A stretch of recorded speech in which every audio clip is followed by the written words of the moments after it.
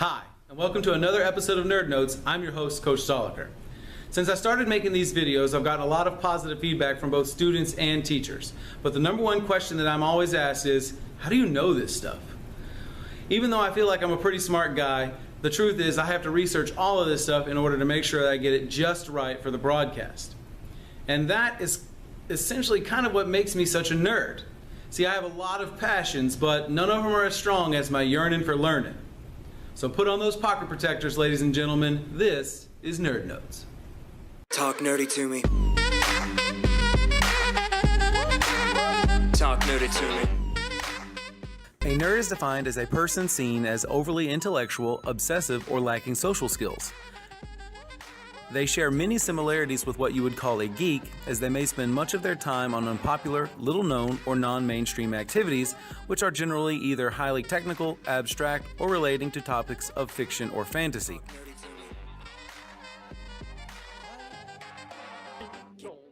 A dork is often used to describe someone who is foolish or clumsy, and thusly falls outside the sphere of this discussion.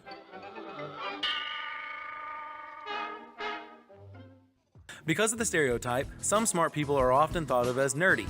This belief can be harmful, as it can cause school-age students to dumb it down a little out of fear of being branded as a nerd.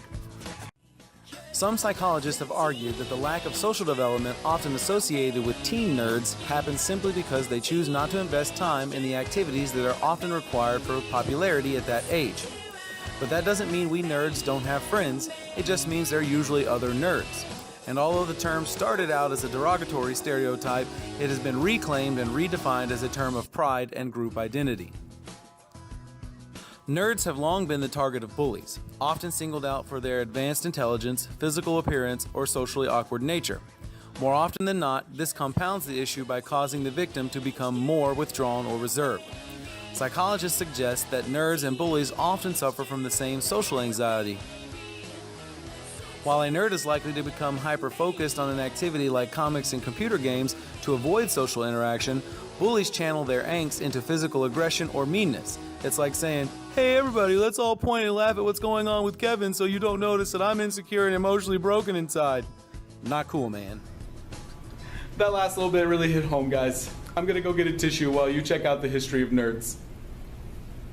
The first use of the term nerd was in the name of a creature in the 1950 Dr. Seuss book, If I Ran the Zoo.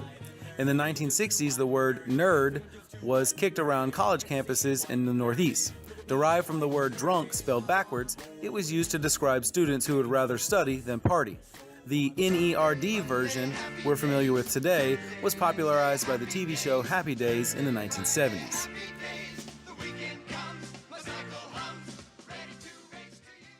Oftentimes, nerds were depicted as having glasses or braces. They wore their pants too high and were either extremely skinny or overweight. With the release of the film Revenge of the Nerds in 1984, the world had a definitive depiction of nerds of all shapes and races. Did I do that? The 1990s gave rise to two of the most famous nerds in history, Steve Urkel of the show Family Matters, with all of his bumbling glory, and Samuel Screech Powers from Saved by the Bell. Hi, Molly. Hi. Beat it! Well, I can do that. The film She's All That tried to convince us that behind the facade of baggy clothes and the glasses of a nerdy girl, there was a beautiful woman waiting to be set free. Which, side note, you're beautiful the way you are, so don't conform to anybody else's definition of beauty. Girls in glasses are cool too. And that was long before Hermione Granger showed us what real girl nerd power looked like at Hogwarts School for Witchcraft and Wizardry. Hey, sorry. The 21st century also gave us the crew from The Big Bang Theory, Weird Al's bass-pumping anthem White and Nerdy, and Doctor Strange, the ultimate nerd superhero who literally got all of his powers from reading books. Film and TV give us a frame of reference, but it's history that has given us some really great nerds. Some of my favorites include great inventors like Nikola Tesla, who dedicated his life to outrageous experiments in electricity and is credited with the invention of AC power, Ralph H. Baer, the godfather of video games, and Steve Wozniak, who helped start the Apple Corporation in his friend's garage and built some of the first components to impress the guys in his computer club. There are champions of math and science like NASA hero Katherine Johnson or astrophysicist Neil deGrasse Tyson. How about writers like J.R.R. Tolkien, who created an entire Elvish language for his Lord of the Rings series, or Joel Shuster and Jerry Siegel, who are both scrawny and widely ignored teenage cartoonists when they created Superman and helped give birth to the modern comic book. Then there are artists and filmmakers like Kevin Smith, Simon Pegg, and J.J. Abrams that cherish the same things we love and serve as stewards or protectors of geek history. They use their position in the entertainment industry to ensure future endeavors are undertaken with care and quality. So there's no one real trait that defines what being a nerd is, and I can't tell you if you get to decide to be one or not. Some things are just ingrained in our personalities.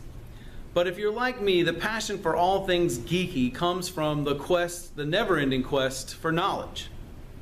It all started for me in 1988 on a family trip to the home of Superman, Metropolis, Illinois. My obsession with the Man of Steel inspired a love of reading, especially comics. Thanks to my mom and the Brazoria County Public Library System, I spent summers reading when I didn't have to, and I was a full-blown nerd before I could ride a bike. In the 5th grade, I got glasses, I discovered the X-Men, and I embraced what it meant to be different than everyone. That year, I was the only boy in my school to finish the year with all A's. Although I was smart, I got extremely lazy in junior high and high school and nearly missed out on college. I realized that I wanted to be a teacher so that I could share my love of learning with others, but when I finally got to Sam Houston, I had to really put forth effort into what had once come so easily. I got a job working at the library on campus, I fell in love with a music nerd that also worked there, and I got married at a museum. That's next level nerd. Once I became a teacher, I could afford to buy toys and comics and really reconnected with the things that I loved in childhood. Now, my story isn't Herculean or even Kryptonian for that matter, but I'm sharing it with you so that you understand that there's somebody out there that's going through exactly what you're going through right now. I've been called a nerd and a geek my entire life, but I do what I do because I love it, and if that makes me a geek or a nerd, then I'll embrace it wholeheartedly, and so should you. That's it for this week's episode, guys. Have a great Thanksgiving, and don't forget, keep on chasing greatness, doing what you love. See you next time. Do you like videos like this? You can find me on YouTube at Hero City EdWorks or follow me on Twitter at Hero City Kevin. Talk nerdy to me. Talk nerdy to me.